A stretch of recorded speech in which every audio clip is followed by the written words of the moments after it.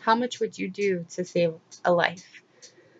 In Eric Snowy's article from a 2016 Los Angeles Times article, he is a physician who experienced a patient who was very frail and elderly and who was in and out of the hospital frequently in the last 4 months, and her health was just declining over that period pretty rapidly. So he had to make the decision, should I sustain her life by taking these measures, follow her advanced directives, which is basically just like a guideline of what should be performed, should medication be administered, should intubation occur, basically, and the patient sets up those guidelines, or should he take his knowledge that he has as a physician and say, well, I know that if I do take all of these steps to prolong her life, her quality of life is never going to be the same. So I think that this is a very heated topic, especially among the healthcare community, and physicians and loved ones of families who go through this all the time. Situations where loved ones are very terminally ill and they have to question, do I want to live longer? Even if that means that my quality of life isn't going to be the same, I'm not going to be able to do the things that I once was doing before I got ill. Or do I want to live my life to the fullest and be healthy as possible while living, and not be sick as the treatment would make you?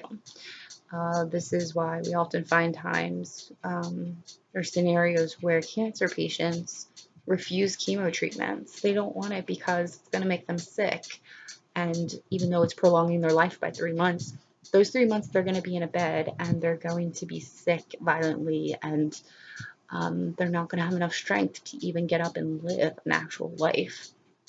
So I think that it definitely puts into perspective, if you have a family member who is, or if you've ever been in a situation where it's been talked about, should this person be a DNR? Should this person, should we do everything we can save them? Is there a possibility that their life would go back to the way that it was before they came into the hospital? I've worked in the healthcare field for quite a few years, and I've seen this case many, many times. And, Eric Snowy, he was a physician, with this experience, and he had to make that call to say, she's been in and out of the hospital for 4 months. I've seen her advanced directives. I've been following those guidelines for 4 months now, and it's obviously not working because she's coming back. So as hard as it was to make that decision, and those decisions have to be made very quickly in the healthcare field, or inevitably she's going to pass away if those decisions aren't made quickly enough.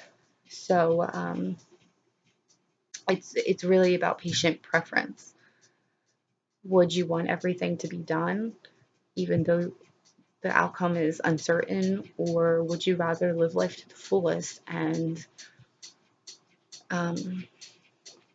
be able to live your life as before? This also is discussed in different states of the United States. I know Oregon is a very famous state for dying with dignity, where physicians, select physicians, are able to prescribe terminally ill patients with medication that allows them to end their own life on their own time because of suffering or pain or trauma that they're trying to avoid.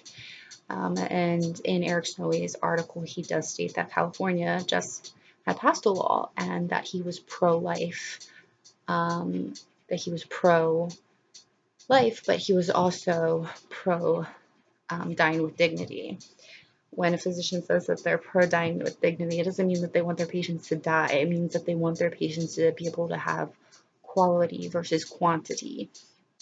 So they want to give their patients the quality of life, versus giving them, they want to be able to give their patients 2 good years versus 6 awful years where they're suffering and in pain and there's nothing that can be done to comfort them.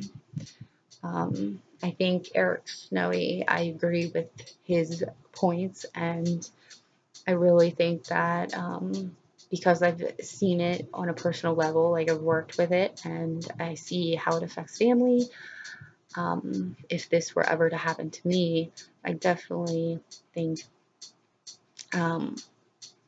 situationally, if I ever had to make a decision, I wouldn't want my family to be beaten on with chest compressions, or I wouldn't want them to have to go through the traumatic experience of being intubated, just because I've seen that firsthand. Again, that's situationally, so that's not saying that, if my parent or if a loved one was in a car accident, I mean, obviously they're healthy, so I would want them to have everything done to save their life, versus if a loved one had a brain tumor that was incurable, inoperable, and the life expectancy was 6 months with severe migraines, blurred vision, seizures, etc.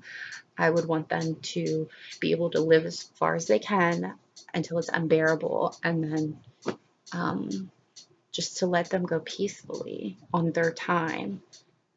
This is a very hot topic for debate, and obviously there's different, opinions and views. So I hope you liked my speech.